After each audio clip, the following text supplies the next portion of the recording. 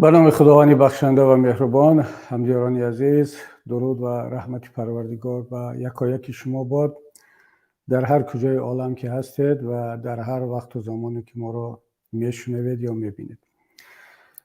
موضوعی که امروز انتخاب کردیم درباره زندانیان هست و درباره بعضی فتنه هایی که مقامات تاجیک در سر دارند و میخواهند که این شب و روزها باز یک فتنه دیگری رو بالای زندانی های ما بیارند و سوال اساسی هم این است که چرا. و البته شما میدونید من بارها در صحبت هایم گفتم که بنده موضوع صحبت هایم را طرز انتخاب میکنم که از داخل خود جامعه برمی آید.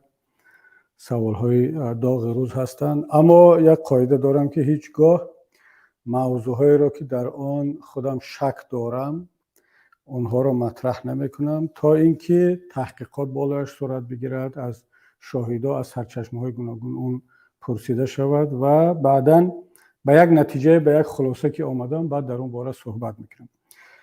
و موضوعی که امروز هم انتخاب کردیم درباره فتنه نوبتی مقامات تاجیک در زندان ها موضوع تصادفی نیست، یعنی همون خیلی یک باره با وجود نآمده است. شما البته وضع زندانیان تاجیک را خوب میدانید، وضع در عموم زندان های تاجیکستان را.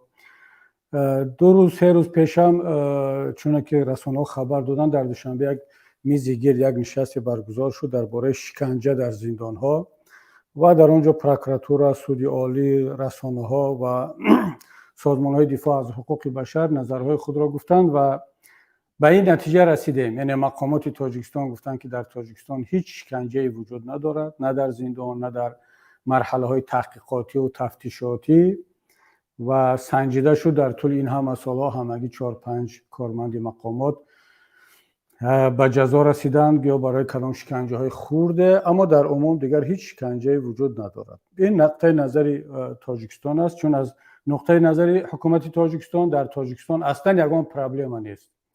نه مردم مشکلی برق دارن، نه مشکلی جای کار دارن، نه مشکلی معاش دارن، نه اصلا کرونا ویروس وجود داره در تاجیکستان، نه شکنجه هست، نه همه چیز گلستان هست. تاجیکستان به پیش، معلوم نیست که اون پیش کجا هست، ولی به پیش رفته ایستاده به جای نامعلوم. و اما نقطه نظری دیگران، روزنامه‌نگاران، سازمان‌های دفاع از حقوق بشر و از همه مهمش نقطه نظری خود زندانی‌ها و خیش و تبار آنها دیگر است. آنها میگن که در تاجیکستان نه تنها شکنجه هست، بلکه بدترین شکنجه در سطح جهان در زندان‌های تاجیکستان است که دیگر این زبانزدی همه خاص و عام شده است. تمام جهان از این میگن. ولی به هر صورت حکومت تاجیکستان باز میزگیر برگزار میکند و میگوید که نیست. اما چرا من حالا موضوع صحبت ما این نیست که ما اون میزگیر را بحث و بررسی کنیم، نه. موضوع صحبت ما این هست که دوستان عزیز 2 روز 3 روز پیش معلومات های رسید با ما و تا این لحظه آخر تحقیق میکردیم آنها را تا اینکه خدای نکرده یگان اشتباهی نباشد. و برای همین است که من خیلی دیر این صحبت را اعلان کردم، یعنی تقریبا 2 ساعت پیش به دوستان در استودیو گفتم که باید یعنی هر چیز زودتر این صحبت انجام شود، چون که وقتی که ما بعد از حادثه صحبت را کردیم دیگر فایده نداره. حالا چی بگوی چی نگوی، میگن آب از کوزه که ریخت دیگر اون برگردانده نمیشد. ما بنابراین لازم دانستم که این صحبت انجام شود. چرا؟ معلومات های رسید که حکومت تاجیکستان باز در برنامهش هست یک فتنه، یک پرووکاسیون را، یک چیز را با نام آشوب یا با نام زد و خورد از طرف زندانی ها در داخل یکی از زندان های تاجیکستان راه اندازی کند. شما میدانید که سال نیست که در تاجیکستان به نام گویا در این یا آن زندان آشوب های رخ میدهد. البته وقتی من میگم رخ میدهد این معنی را نداره که در اونجا واقعا رخ میدهد، بلکه آنها را به وجود میارن، صحنه سازی میکنن و گویا که مثلا در زندان وحدت آشوب شد، چند نفر را کشتن. در زندان خوجند طبق رسانه ها 2 هفته پیش گویا کدام آشوب میشده، از زندانی ها را از اینجا انتقال میدین به جای دیگر و از جای دیگر به اینجا. یعنی همیشه موضوع صحبت مقامات تاجیک این است که در داخل زندان‌های تاجیکستان حتما یک آشوب می شود و آشوبگران رو باید سرکوب کرد، نابود کرد، آنها را جزای سخت‌تر داد، غیره و هاکذا.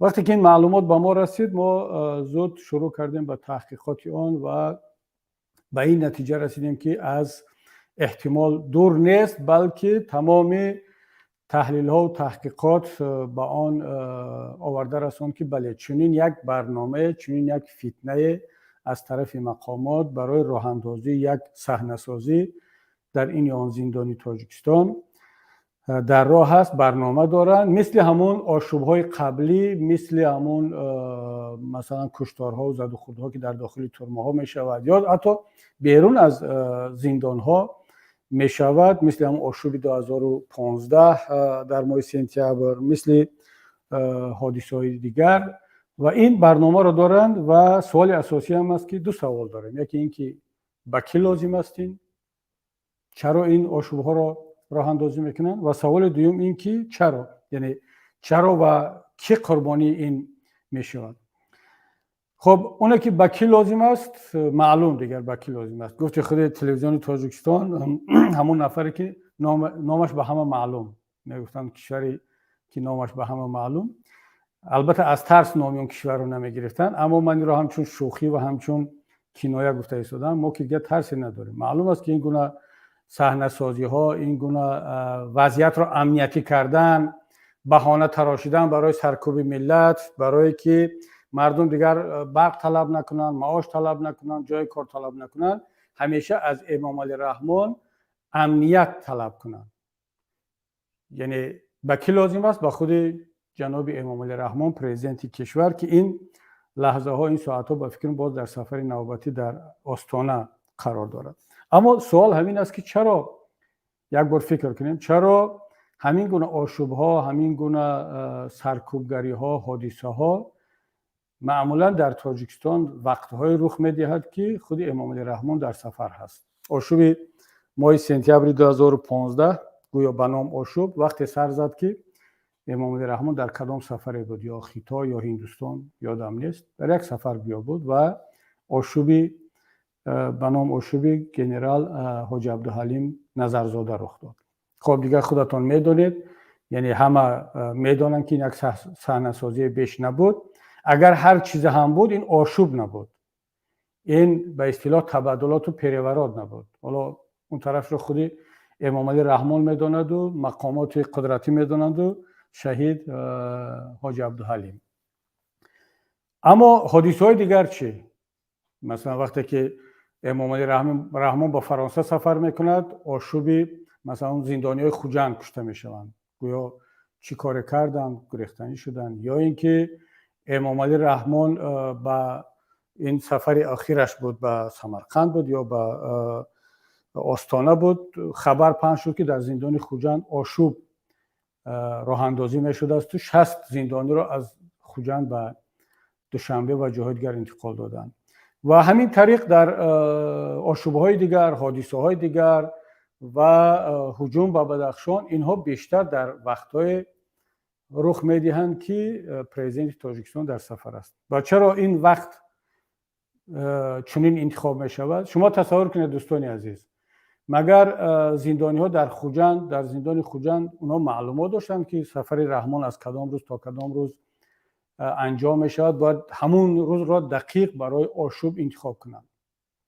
کی اصلا به این باور میکند؟ بر زندان‌های حتی نه اینکه زندانی‌های تاجیکستان، اصلا اهالی تاجیکستان نمیداند، روزنامه‌نگاران نمیدانند که رحمان کی سفر میکند.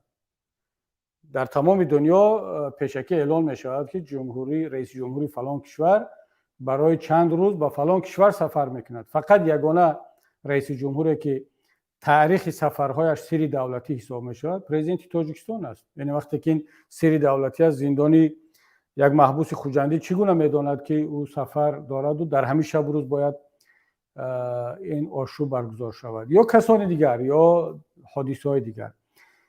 یعنی اینجا چنین میشود خلاصه کرد که وقتی که یک نفر به بیرون میرود برنامه ریزی میکنن به دو هدف. یکی این که گفته شود که من به این کارهای هیچ ربط ندارم، یعنی من در خارج بودم، حالا هر کسی هم کرد، بدخشان رو کسی قتل عام کرد، کاری من نبود، نهضت رو کسی سرکوب کرد؟ من نبودم. زندانی ها رو کسی کشت؟ زندانی های خوجد رو اون تابستانی چند سال پیش گفتن که چیزی خوردن زهرآلود شدن؟ من نبودم. در این خوجند باز یا که حادثه های دیگر شد، من در داخل کشور نبودم. یعنی همیشه این کارها رو به دست دیگران انجام میدن و بعد میگن که ما در این کارها هیچ دست نداشتیم، بلکه میان باز گویا به نام گناهکارا را جزا میدن. این یکی است. دوم این که همیشه ضرورت به یک شخص پیدا شود در جامعه تاجیکستان که مثلا جامعه به این نتیجه برسد که اصلا جامعه ما، کشور ما، ملت ما همیشه به امامت رحمان نیاز دارد. چرا؟ اگر ببینید همین که سفر کرد در تاجیکستان نیست، این وزیران حتما یگان احمقی میکنن، حتما کدام نامعقولی، کدام جنایت میکنن. فلان سفر رو کرد، رئیس این زندان این جنایت رو کرد. فلان جا سفر کرد، مردم بدخشان رو زدن، یا که یک حادثه دیگر شد. یعنی همیشه ضرورت به این نفر به دست قوی، به یک رهبری یا خردمند و دانا و که همه چیز رو کنترل میکنه در داخل کشور باقی بماند. اما من دیگر باور دارم که مردم تاجیکستان علاقه از این گونه بازی ها و از این گونه طراحی ها آگاه هستند. اما دوستان گرامی، حالا این طرحی که اخیراً روی دست دارن که باید این آشوب رو در تاجیکستان در یکی از زندانی ها راه اندازی کنن، به چه هدفی مشخص است؟ حالا شاید یک هدفهای کلی هست که همیشه کشور را در حالت امنیتی نگه بدارن و همیشه وضعیت را طرز کنن که هر یک شهروند تاجیکستان وقتی که از خواب میخیزد، اولین چیزی که در ذهنش میزند و اولین خواهشی که در دلش پیدا میشد این باشد که من نیاز به امنیت دارم. کاش که در تاجیکستان دیگر نپرونند، کاش در تاجیکستان دیگر خونریزی نشود، کاش در تاجیکستان حادثه‌های بدخشان تکرار نشود، کاش کسی دیگر در مرز قرقیزستان و در اسفره حادثه نشود. این کاشها و این احساس کمبود امنیت باید همیشه در ذهن یک تاجیک و تاجیکستانی وجود داشته باشد. برای چی؟ برای اینکه وقتی که انسان در ترس از دست دادن حیات و امنیت و ثباتش است، او درباره خواندن فکر نمی‌کند، درباره سلامتی فکر نمی‌کند، درباره برق فکر نمی‌کند، درباره شکم گرسنه خودش و فرزندانش فکر نمی‌کند، درباره آن اعتراض نمی‌کند، فکر نمی‌کند که از کجا برای آینده فرزندانم زندگی خوب را تامین کنم. یگانه چیزی که در ذهنش است این است که کار شود که در تاجیکستان کسی را نکشد، در یگان زندان آشوب نشود، در یگان گوشه تاجیکستان تیرپرانی نشود، قرقیزستان به ما هجوم نکند، ازبکستان به ما هجوم نکند، افغانستان به ما هجوم نکند، نهضت اسلامی تاجیکستان و پیمان ملی تبادلات نکنند، از بیرون نیایند، انقلاب نکنند، جنگ نکنند. این ذهنیت سازی به خاطر امنیت و ثبات سالها باز در تاجیکستان وجود دارد و اونم فقط به یک مقصد، با یک هدف که ملت تاجیک درباره یگان موضوع دیگر فکر نکند، درباره آزادی، عدالت، جای کار، آینده فرزندان، تندرستی، قوه برق، درباره آنکه چرا حکومت جای کار با وجود نمی آورد، فقط رقص و بازی. خب این یک هدفی بسیار کلان، دائمی، استراتژی حکومت است که طولی، من نمیگم 30 سال حاکمیت، حداقل طول 20 سال اخیر حاکمیت امامت رحمان با وجود آوردن نیاز به امنیت و ثبات در ذهن جامعه، این جزئی از سیاست‌های امامت رحمان بود. اما سبب‌های مشخص‌تر و کوتاه مدت و تاکتیکی دیگر هم وجود دارد. اینجا هدف‌های دیگر هم هست. خبری که به ما رسید یعنی نه تنها یک آشوب برگزار شود در یکی از زندان‌ها، بلکه این آشوب باید با اشتراک یا با دست اعضای نهضت اسلامی تاجیکستان باید انجام شود. یعنی میخوان به جامعه این را نشان بدهند که نهضت اسلامی تاجیکستان نه تنها در بیرون مبارزه خود را دوام داده ایستاده است، فعال شده ایستاده است، کار میکند و بلکه در داخل کشور هم امنیت را به هم میزند، در داخل زندان حتی ثبات را بر هم میزند، آشوب برگزار میکند. این یکی از جزئی از نقشه است. جزء دیگری نقشه این است، طبق معلوماتی که به ما رسید، این به همین بهانه از بین بردن چند از نفران دیگر از شخصیت‌های خیلی معروف و شناخته اپوزیسیا در داخل زندان با دو راه. یکی اینکه برای مثال شما تصور کنید مثل که در زندان وحدت شد، ایشان چند تا از شخصیت ها را مثل ایشان تیمور و که رحمان شدیداً نسبتش نفرت داشت و بارها دربارش در تلویزیون های دولتی برنامه ها ساختن. البته من به این معنی نیست که او را بی‌کمبودی بدونم، بسیاری کارهایی که اون و دیگر مشایخ ما میکنن به من هم معقول نیست، اما این نباید دلیل برای زندانی کردن، برای کشتن باشد. اما شما دیدید که با اون نفرتش آرام نشد، انتقام گرفت و شیخ تیمور رو در داخل زندان کشتن و این چنین شخصیت های دیگری مثل معصومی عبدالستار. معصومی عبدالستار خیلی در چشم آنها خاره بود، برای آنکه هم یک شخص اولش که کلابی بود، دومش که نهضتی بود، سومش که بسیار یک شخص آزاده و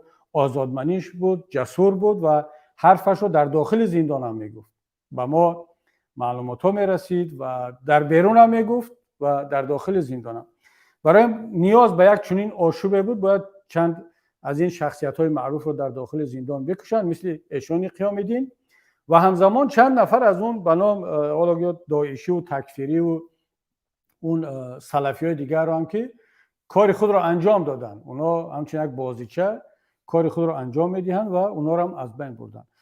باز در راه در نقشه چنین یک آشوب دیگری در زندان ها هست در دست حکومت که سه هدف دارد. یکی باز هم نیاز به امنیت و ثبات را در ذهن جامعه تاجیکستان با وجود بیارد. دوم اینکه نهضت را در اینجا متهم کند، بگوید که دیدید باز نهضتی ها در داخل کشور در داخل زندان حتی دست به آشوب زدن.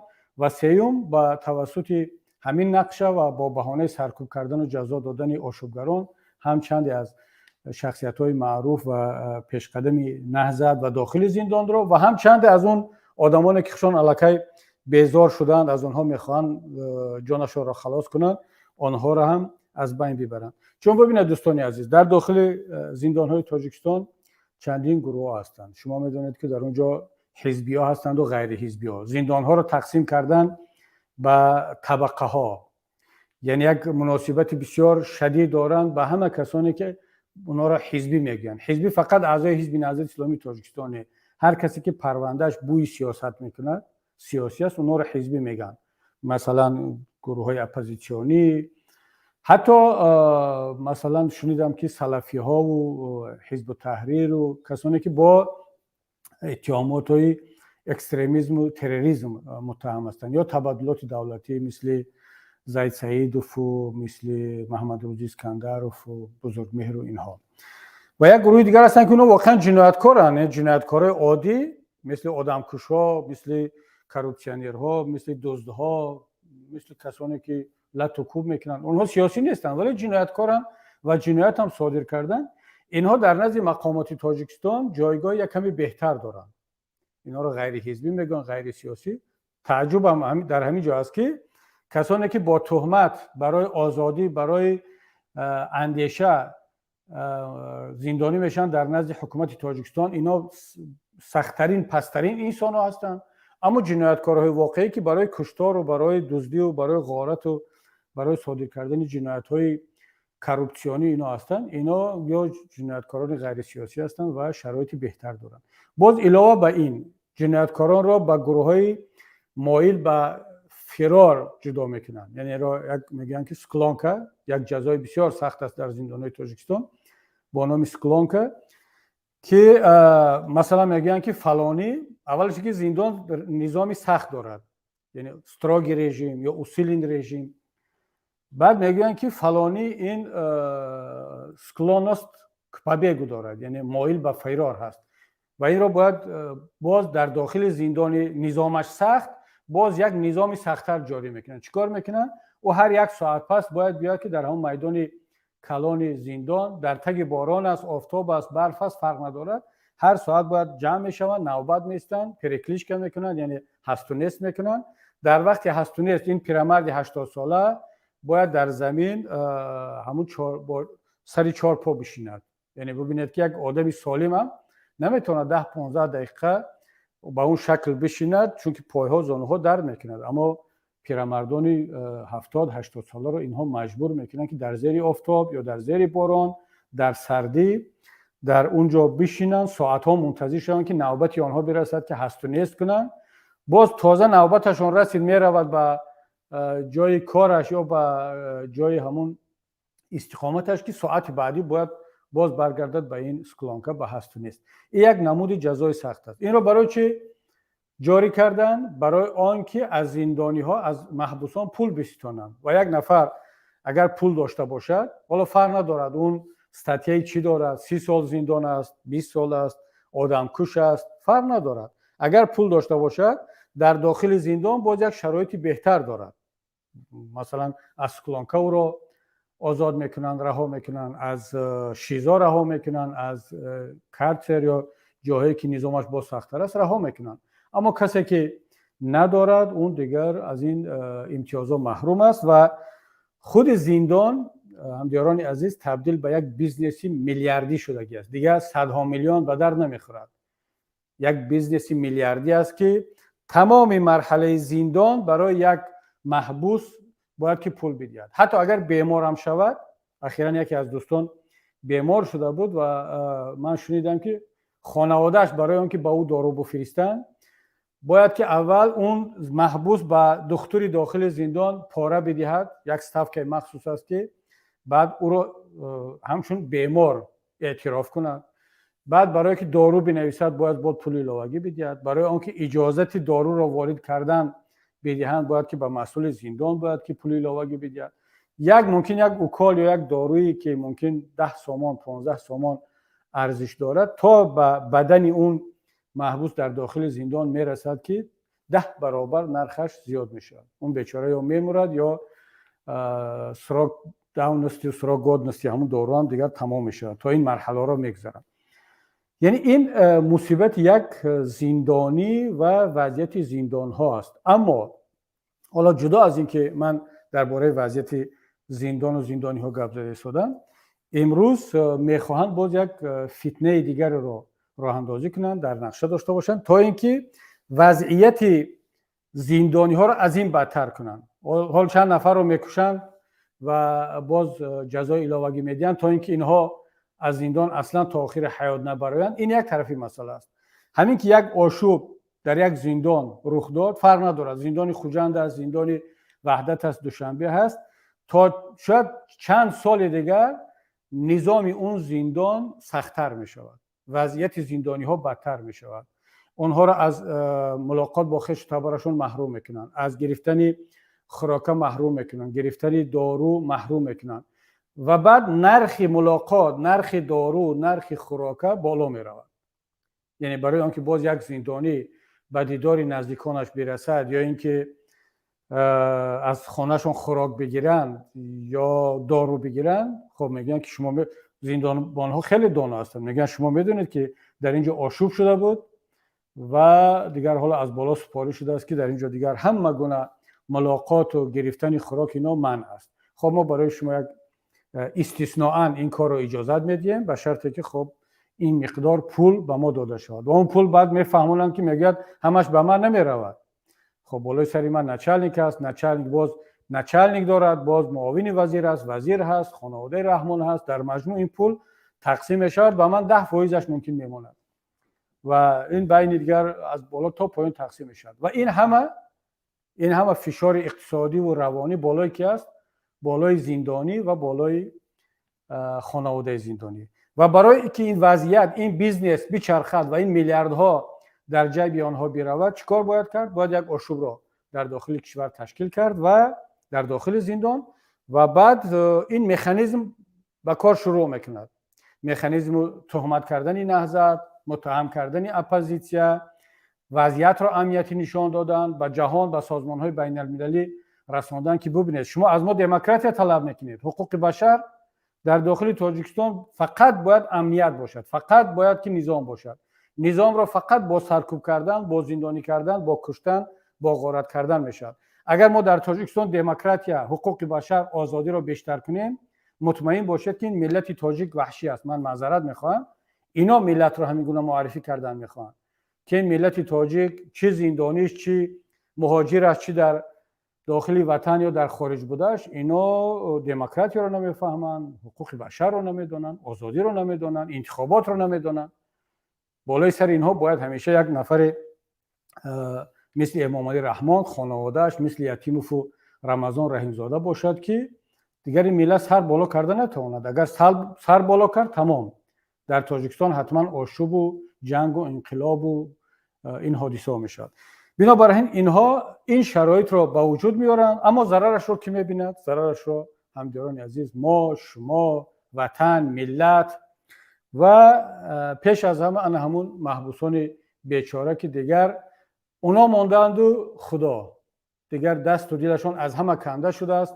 аслан як зиндонии тоҷик, инро ҳам бароятон бигӯям ки шояд дар дунё ин хел мусибат шояд танҳо дар Кореяи Шимолӣ бошад ё дар ягон кишвари дигар, аммо ҳадиақал Тоҷикистон дар ҷузъи 10 кишварҳое аст ки вазъияти зиндониҳояш бадтар аз ҳама дар рӯи дунё аст. ман чанд рӯз пеш вақте ки твиттерро дидам, масалан Навални аз дохили зиндон саҳифаи фейсбуку твиттеру дигар шабакаҳои иҷтимоии худашро мудирият мекунад. ҳоло аз тариқи адвокат мекунад, мустақим мекунад, ман намедонам, аммо ӯ бо аудиторияи худаш аз дохили зиндон дар тамос аст. вазъияташро ҳар рӯз мегӯяд ки дар чӣ вазъият аст, ба ӯ чӣ кор карданд, чанд рӯз дар ШИЗО шишт, бароварданд. ҳатто наворҳо аз дохили зиндон суҳбатҳояш бо мақомот баҳсҳояш нашр мешавад. Россия кишвари демократӣ нест. Россия ҳам дар як ҷузъи рӯйхати кишварҳои диктаторӣ ҳаст ва ин маъруф аст дигар. аммо дар ҳамин кишвари диктатории Россия як зиндонӣ боз ҳуқуқ ва вазъияти беҳтар дорад. инро шумо аз тоҷиконе пурсед ки ҳам дар зиндони Россия шуданд ва ҳам дар зиндони Тоҷикистон.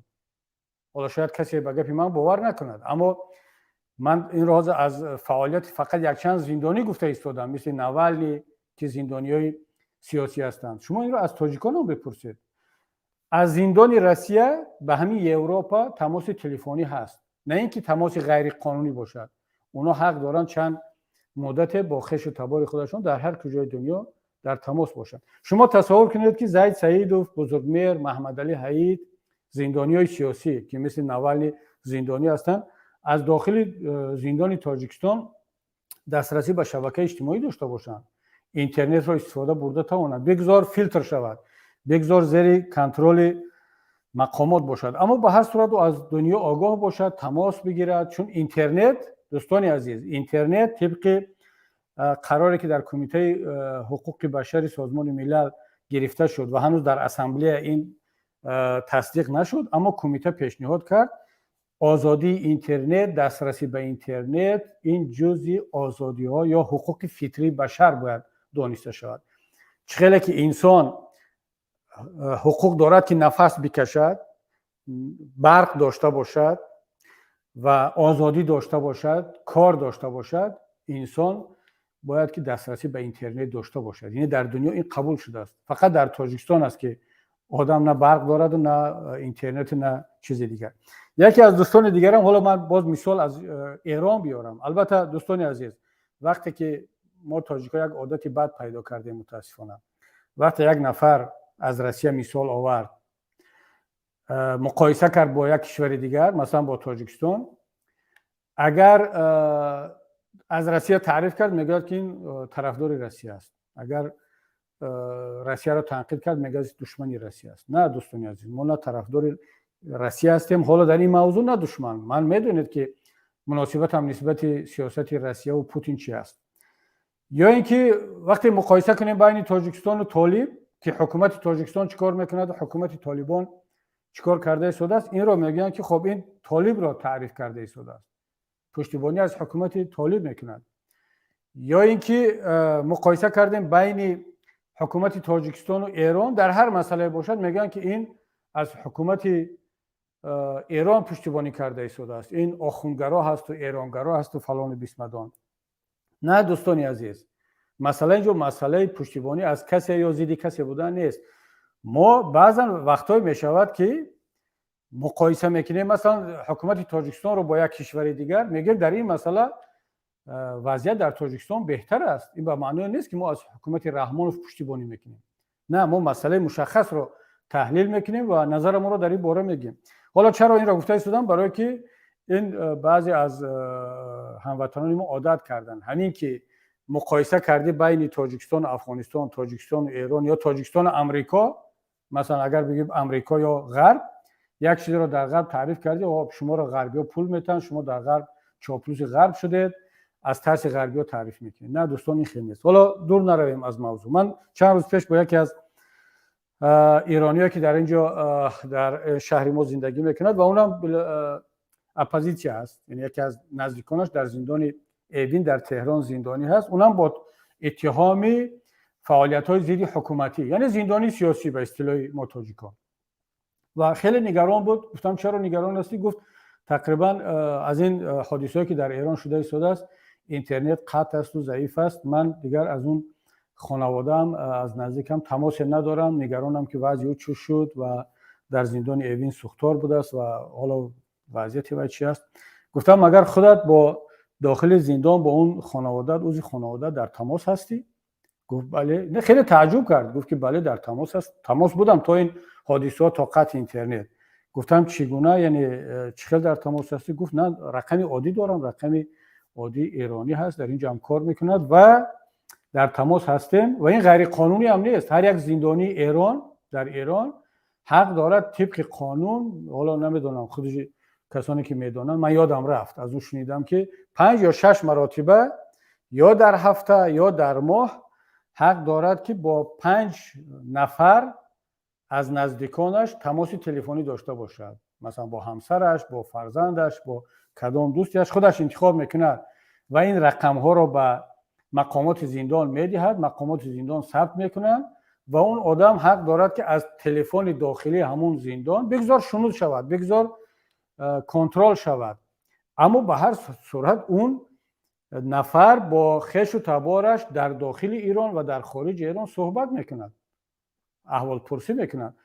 یعنی اون نگران از اون بود که یعنی حکومت ایران پیش روی این را نگرفته است، بلکه این حادثه ها باعث شد که این اینترنت قطع شد و تلفن ها قطع شد و من نگران هستم. بعد گفت که چرا میپرسیم مگر در شما این نیست؟ من گفتم دوستی عزیز، حالا وقتی که ما میگیم که وضعیت در ایران در بعضی مسائل از تاجیکستان بهتر است، در بعضی مسائل ها ایرانی‌ها خفه میشن، ناراحت میشن، دوستانی ما که اپوزیسیون ایران هستن میگن اصلا شما مقایسه شونده نیست بین نظام ایران و نظام تاجیکستان، در شما اقلا رقص و بازی هست، سرودخوانی هست، شراب اجازت است، مثلا نمیدونم موسیقی اجازت است، به حجابی اجازت است، در ما مثلا اینا همه ممنوع هست و حجاب اجباری هست یا الکل ممنوع است، فلان کارها ممنوع است. من میگم بله من این رو میدونم، خبر دارم که در تاجیکستان بعضی عملهایی که انسان ها انجام میدهند آزاد است، اون عملهایی که در ایران آزاد نیست.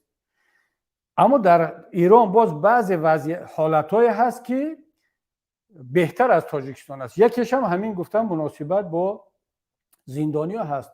من گفتم نه تنها نمیتوانم با زندانی ها با خویش و تبار خودم یا ما کسانی که در خارج هستیم با خویش و تبارهای خودمون تماس تلفنی بگیریم، بلکه من با برادر کلانم بزرگم که در تاجیکستان است زندانی نیست، در کدام زندان نیست، در خانه‌اش زندگی میکند، اما در یک زندان بزرگ با نام تاجیکستان هست که طول 6 سال میشود که من با او تلفنی صحبت نکردم، یعنی با آواز یا از طریق یگان کسی دیگرم صحبت نکردم. من پیامم را، سلامم را به یگان همسایه و خویش تبار دور میفرستم که خب دیده سلام برسونید و اونم به همین شکل.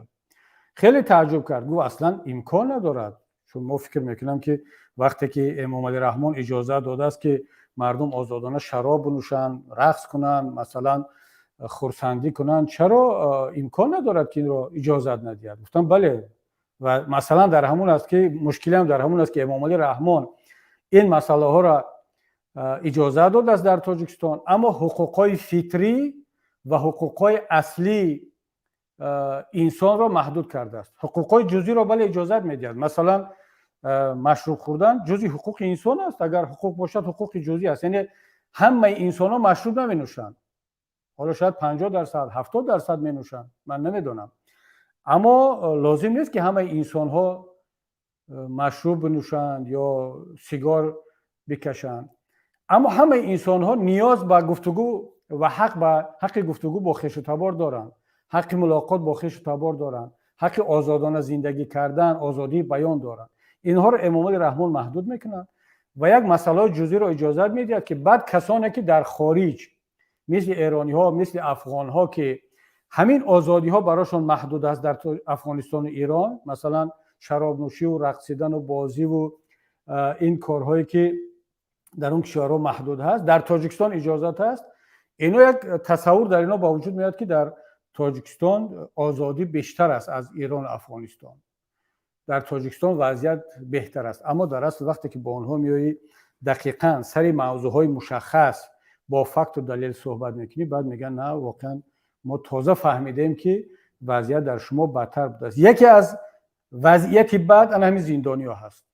وقتی که درباره زندانی‌های تاجیکستان، درباره زندگی شخصی خودمان با آنها قصه میکنیم، بعد اونا میگن خب وضعیت پس از ما هم فرق نداشته است، یا اعتراف میکنن که در شما بدتر بوده است. یعنی ببینید دوستان عزیز، من چرا این رو میگم که در تمام دنیا زندانی ها حق دارن که با خویش و تبار خودشون تلفنی صحبت کنن، حتی با بیرون ملاقات کنند. حتی در بعضی کشورها، حتی شاید در همین ایران هم، زندانی ها حق به آتسکا دارن که با همون چیپ میزنن با آنها که فرار کردن نتوانن. اینا میان در نزد خانوادهشون 1 هفته 2 هفته میستن و این تجربه در بسیاری از کشورهای دنیا هست.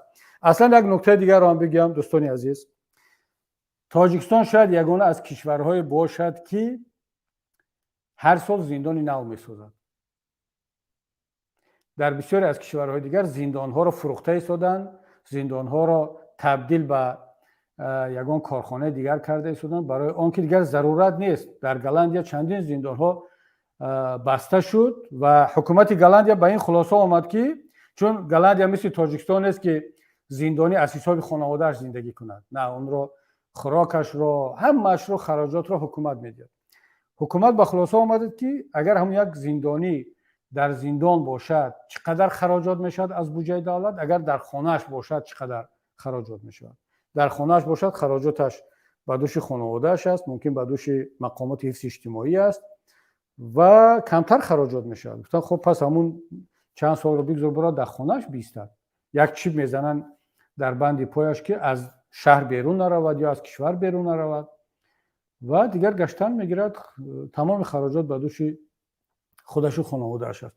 زندان ها محکم شده ایستادند و بسته شدند. اخیراً شنیدم که چند زندان رو که بیکار خوابیده است دیگر زندانی نیست، این رو تبدیل در فروش موندن، هر کسی میخواد بخرد و یک کارخانه تشکیل کند. اما در تاجیکستان میبینید که زندان نو ساخته ایستادند. برای چی؟ برای آنکه شماره زندانی زیاد شده ایستاده است. امام علی رحمان با اون دسته‌اش و با حکومتش روز به روز ماده‌های جنایی را زیاد کرده ایستادند، جزا را سخت‌تر کرده ایستادند، با تمام کارها مردم را گناهکار کرده ایستادند. حالا حتی یک نفر دیگر نمیتواند به اجازت آنها مالش را بفروشد، حتی محصولاتی در نزد خانه رویاندهش رو بفروشد. اخیراً شنیدم که باز ساختن کدام یک ترمینال دیگر، باز راننده ها رو اذیت کرده ایستادن. باید که حتما اون راننده در ترمینال این خانواده باید بیاد پارکوفکا کند و از آنجا مسافر بگیرد. یعنی همه چیز باید به این خانواده ربط داشته باشد. کسی بیرون از تجارت این خانواده اگر قدم نهاد، اون جنایتکار است، باید شامل وارد زندان شود. او فرق ندارد اون در ساحه نقلیات است، در ساحه دارو هست، در ساحه حتی پراوا و اون شنیدم که گئی را تمامی ساختارهاش رو هم خانواده گرفته است، صادرات و واردات.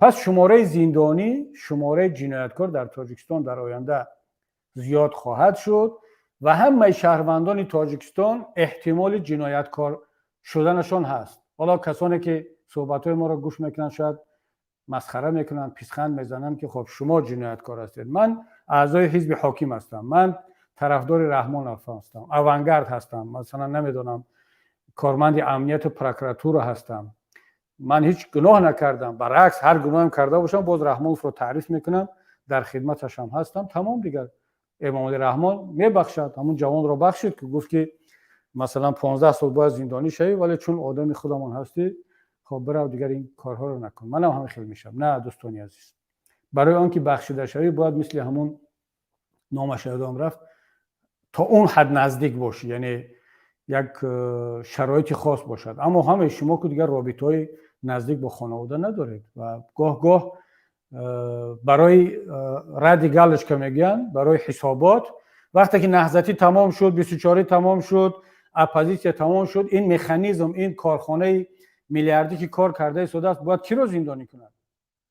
بعد نوبت شما میشود. خیلی که از دیگرها شروع کردن آمدن نهضت، بعد نهضت بدخشان، بعد بدخشان بلاگرها، بعد بلاگرها نوبت کی میرسد؟ بلاگرها هم تمام میشوند، بدخشانی هم تمام شد، نهضتی هم تمام شد، بعد دامن شما رو میگیرن. این زندان‌های نو برای شما ساخته شده ایستاده است.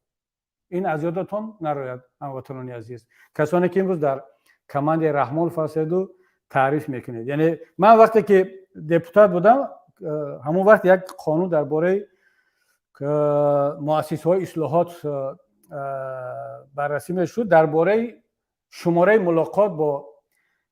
ملاقات زندانی ها با خویش و تبار. اون وقتا نمیدونم یک مرتبه بود، در اونجا وابسته به گناه هست. مثلا کسانی که حکم ابد گرفتن در یک سال 2 مرتبه ملاقات میکنن، پیشتر 1 مرتبه بود. کسانی که 30 سال دارن باز بیشتر، کسانی که 20 سال دارن باز بیشتر. وقتی که بحث میکردیم، یک کارمند پروکراتور اونجا برآمد میکرد. وقتی من گفتم که خب چرا یک نفری که حکم ابد گرفته است و انسان است باید که هر ماه حداقل 1 بار ملاقات کنه؟ گفتن نه، اون دیگر حکمش سنگین است، باید که پیشتر 1 بار بود، ما حالا 2 بار کردیم. حالا مثلا کسی که 30 سال زندانی بود، مثلا شاید هر ماه ملاقات میکند یا هر 3 ماه 1 مرتبه. یعنی بعد بحث های زیاد این شماره را زیاد کردن. اصلا زیاد کرده ای نبودم. من خیلی، اگر ارشیو رو ببینید و برآمدایی که در اونجا بحث های شده بود پیدا کنید، در اونجا هست که بحث های کرده. من طرفدار آن بودم که مناسبت به زندانی ها باید همچون به انسان باشد. اون که وای زندانی شده است معنی ندارد که از انسانیت بیرون شده است. اما اون پروکورور در اونجا برآمد کرد، گفت که چی زندان سناتوریا هست که هر روز میخواهد که زندانی ها با خویش و تبارشون ملاقات کنند، زندگی راحت داشته باشند. زندان است، باید اون زندانی احساس کند که در زندان قرار دارد. من گفتم که ببین دوستی عزیز، هیچ کس کفالت ندارد که فردا زندانی نمیشود، بخصوص در تاجیکستان. من، شما، حالا ما در پارلمان هستیم، فردا چند نفری ما میتونیم زندانی شیم، حتی شما پروکورور هم میتونید زندانی شید. اونا گفتن نه ما دیگر اینا رو نگید. بعد چند مدت خودش زندانی نشد، اما پسرش زندانی شد. پسری همون پروکورور گنرالی که با دهان پر با من بحث میکرد، پسرش زندانی شد چون نوبتش رسید. بعد در مصاحبهش رو خوندم، در کدام گازت آزیا پلس بود، از ناعدالتی‌های نظامی سعودی در تاجیکستان صحبت میکرد. بعد من در یک معرکه دیدم، سلام علیکم گفتم، بله مصاحبه را خوندم، از ناعدالتی‌های نظام سعودی در تاجیکستان صحبت کردید. اما خودتون وقتی که پروکورور گنرالی بودید و سیستم سعودی و مقامات حفظ حقوق تاجیکستان را از بهترین ها میدونستید، خودتون تعریف میکردید. با دست شما ده ها، صدها، هزارها نفر بیگناه زندانی شد. اما وقتی که مورچه خودتون را گزید، حالا فقط مورچه گزید است، پسرش 10 سال زندانی شد یا 12 سال و فکرم باز خش تبارشی کردن برآمد. اما این را چقدر بداد آمدید. اما اون نفری را که شما حکم ابد دادید، اون نفری را که 30 سال میدید، چند نفر را کشتید، یعنی حکم قتل صادر شد، به اجرا رسید. بعد خود مقامات سعودی اعلان کردند که این نفر نکشته بوده است، کسی دیگر جنایتکار چند سال پیش کسی دیگر بوده است و 2 نفر جوان را بیگناه حکم قتل دادید و به انجام رساندید. اینا برای شما چی است؟ برای چی؟ برای فرزند شما زندانی نشده است، فرزند شما کشته نشده است. ولی چرخ گردون آسیا به نوبت است.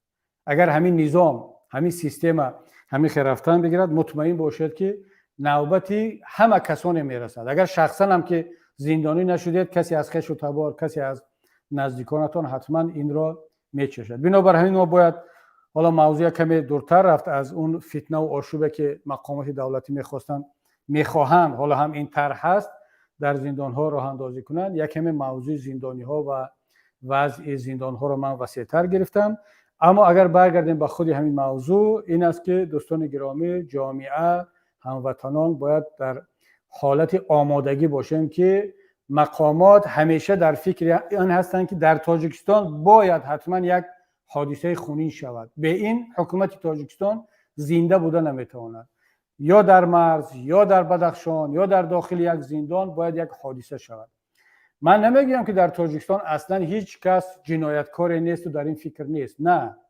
اما در تاجیکستان گروه های منفعت‌دار در حاکمیت هستند که میخواهند این عملها یا با وجود بیایند یا اگر بینند که با وجود ناآمده شده است خودشون اینها رو با وجود میارن. البته این را ناگفته نمانم که رقابت داخلی مقامات هم برای این یا آن منصب خیلی تاثیر دارد. مثلا اگر ببینیم که مثلا بعضی وزیرهای قدرتی 10 12 15 سال شد در وزارت ایستادن، نوبت اونها کیها از روی تمام معیارها گذشته است، باید عوض شوند. اما چرا عوض نمیشوند؟ برای که امام رحمان میترسد اونها رو عوض کنند. اینها فضا را طرز ساختن، این وزارت‌های قدرتی، که امام رحمان حتی میترسد اونها رو عوض کند. میدوند که وقتی عوض کنی آنها رسیده است، اما میترسد. چرا؟ برای اینها دائما گزارش میدن که جناب پرزیدنت وضعیت خیلی بد است، زندان ها به این وضعیتند. مثلا اون عضو رئیس زندان ها کی است؟ این نامش یادم رفت، پیشتر معاون رئیس امنیت بود. حالا این نفر ایوده کار نمیبره، نتونسته ایستاده است و هر روز در زندان ها آشوب است. ما باید وضعیت رو کنترل کنیم، خودمون بگیریم. و اینا در فکری امنیتی کردن، به ثبات کردن وضعیت هستند تا اینکه ضرورت در نزد امام علی رحمان پیدا شد که اینها رو عوض نکنند. اما کسانی دیگری که میخواهند جای اینها رو بگیرن، اینها تلاش کرده است، اینا هم در نوبت خود بیکار نمیشنن. چون مثلا یک نفر وقتی که معاون وزیر امنیت است یا معاون وزیر کارهای داخلی است، اون یک گنرال است، سبزیده ایستاده است، میگن افسری که آرزوی گنرال شدن نکند او افسر نیست، اصلا سربازی که آرزوی گنرال شدن نکند سرباز نیست. مثلا پالکونیکی که آرزوی گنرال شدن نکند او پالکونیک نیست. گنرالی که آرزوی وزیر شدن نکند او گنرال نیست، اصلا نباید باشد. یعنی در همون داخل یک وزارت ده ها صدها گنرال های جوان هستند که در فکری وزیر شدن هستند. اینا باید یک وضعیت رو طرز کنند که ضرورت به اینا پیدا شود. یتیم و فهم و رمضان رحیمزاده و پروکورور گنرالی هم تلاش میکنند که به امام علی رحمان اثبات کنند که نه، اینها لازمن حالا در تاجیکستان که وزیر باشند، نه اون کسانی که جوانهایی که میخواهند وزیر شوند. این رقابت های داخلی برای وزیر شدن یا یک کس رو عوض کردن همه مصیبت، یا اون میگن پداپت کرولیک، کسی که توسط آنها این نقشه ها عملی میشود که تا اینکه رحمان رو فشار بیارن بترسونن، از طریق کی میشود؟ از طریق اپوزیسیا، نهضتی ها، بدخشانی ها، زندانی ها. و اینها جزا را میبینن، اینها کشته میشوند، اینها زندانی میشوند. اما نقشه را کی میکشد؟ نقشه را همون کسایی که در قدرت نشستند و در فکری رسیدن به قدرت و حاکمیت هستند. بنابر همین این عامل هم به تاثیر نیست و بعضی معلومات های داریم، حالا پر شود بعدا خواهیم گفت در این باره. اما میدونید که تا اگر مسئله 100% پر نشود نباید در این باره حرف زد. حتی اگر به ما معلومات رو هم بفرستند، من شخصا قاعده‌ام این است که اگر احساس کردم که اینجا یک بازی داخلی هست، رقابت داخلی هست برای زدن یک گنرال از طرف گنرال دیگر، یک وزیر از به دست وزیر دیگر هست، حتی برای زدن اعضای خانواده فرزندان امام علی رحمان به دست یک وزیر هست، این گونه معلومات هم یعنی فکت و رقم ها و کمپرامات ها به دست ما میرسد، مطمئن باشید من شخصا و کوشش میکنم که دیگر اعضایان و مسئولین پیمان ملی تاجیکستان وارد این گونه بازی های افلاس نخواهیم شد هیچگاه. اما اینجا مسئله درباره جان و حیات زندانی ها می رود. مسئله درباره آن می رود که اگر خدای نکرده این آشوب را طراحی کنند و عملی کنند، باز صدها نفر خانواده ماتمدار می شود، باز وضعیت امنیتی می شود. بنابر همین ما مجبور هستیم که بیایم در این باره پیش از وقوع حادثه معلومات بدیم، آگاه کنیم تا اینکه این حادثه ها نشوند.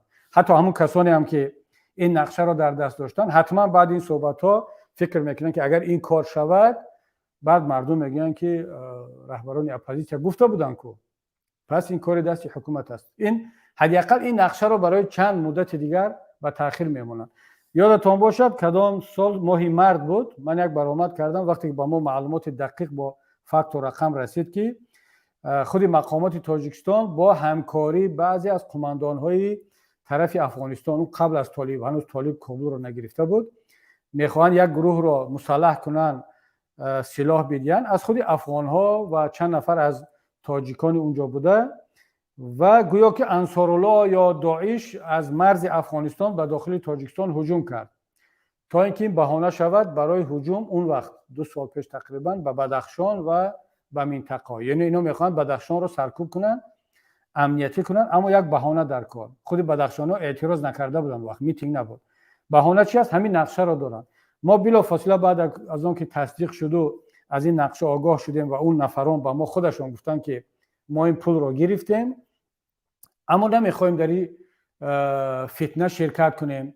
یگانه راه همین است که معلومات رو به شما بدهیم. هم پول کار کردیم، الکی از حکومت تاجیکستان پول رو گرفتیم و هم از یک جنگ و جنجال بیهوده خلاص میشیم. چرا؟ باید کاری کنیم که حکومت تاجیکستان این اپراسیون رو خودش لغو کند، بیکار کند. معلومات رو به ما دادن، صحبت کردن با فکت و رقم با همش.